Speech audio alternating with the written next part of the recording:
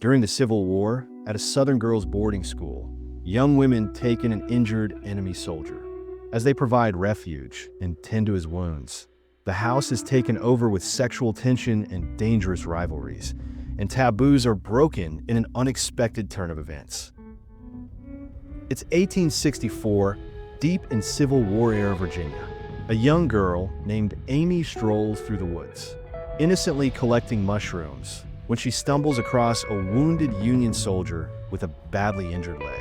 He introduces himself as John McBurney. Despite being on the enemy's side, Amy, naive and nurturing, agrees to help him. She leads him to her girls-only boarding school, overseen by the stern Miss Martha and her softer counterpart, Edwina. John collapses at their front gate, setting off a chain of events no one sees coming. Martha initially plans to signal Confederate troops by tying a blue cloth to the fence. But when she sees the man's critical condition, she changes course. He'll stay until he's healed. With Edwina's help, she removes shrapnel from John's leg. Though Martha warns the others to keep their distance, the girls are already quietly obsessed. When a Confederate patrol shows up, Martha calmly lies. She even secures bullets for protection. Inside, the girls observe from the window, relieved and clearly smitten. They haven't even taken his pants off yet. The sexual tension in the house is starting to simmer. John starts to recover the next day.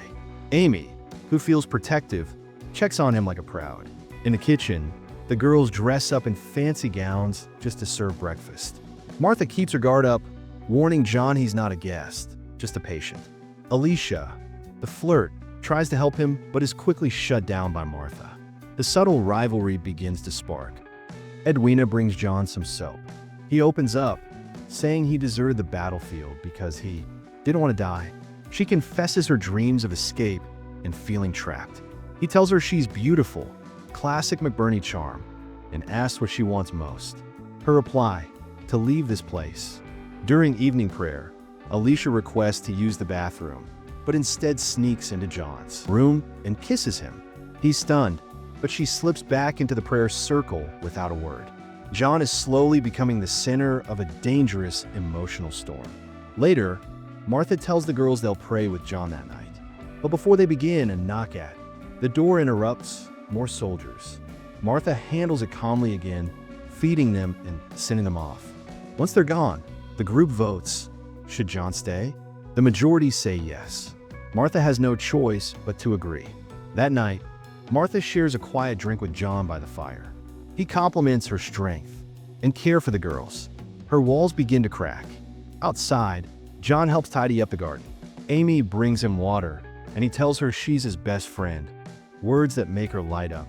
But Alicia's jealousy flares again. Martha tells John he'll be well enough to leave soon. Afraid of returning to battle, he suggests staying on as a gardener. The girls, sad to hear he might leave, convince Martha to let him join them for dinner. Edwina visits John privately. He tells her he loves her, wants to marry her, and run away together. She's moved. They kiss. At dinner, all the girls dress up like at the ball. John plays his part, flirting, complimenting, toasting Martha. He whispers to Edwina that she looks stunning and asks to visit her later. Alicia tries to steal credit for the apple pie, prompting petty tension. John plays along, knowing exactly what he's doing. That night, Edwina waits for him. But instead of knocking on her door, John is in Alicia's room. Edwina finds them mid-act. Devastated, she runs. John follows her to explain, but she pushes him in a fit of rage. He tumbles down the stairs, re-injuring his leg. Alicia lies to cover her tracks, claiming John assaulted her. Shocked and confused, the others believe her. Martha examines his leg. It's infected and beyond saving. With no doctor available, she makes the brutal decision to amputate. Edwina tearfully helps gather supplies. John is knocked out. The war within the house intensifies. The next morning, the girls bury his severed leg in the garden. John wakes up and discovers.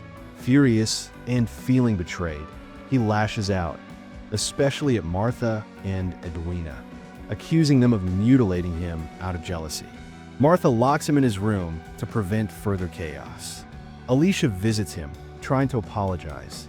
But John, now desperate and dangerous, grabs her hand, demands she steal Martha's keys. Reluctantly, she gives in. Whatever affection they once shared is now corrupted by fear. At dinner, John storms in, on crutches but armed with Martha's revolver. He delivers a furious monologue, blaming the women for everything.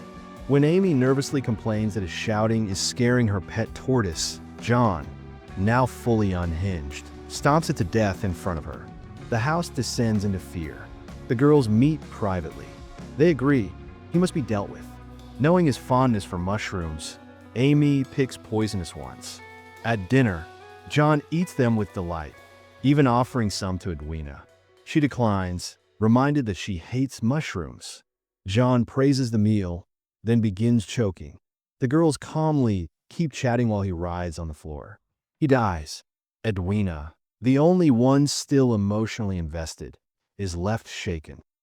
The next morning, the girls quietly sew his body into a sack, hang the blue cloth to alert, passing soldiers, and return to routine. Life resumes at the school. But Edwina, her heart broken and trust destroyed, and the darkness that bloomed behind the school's closed doors.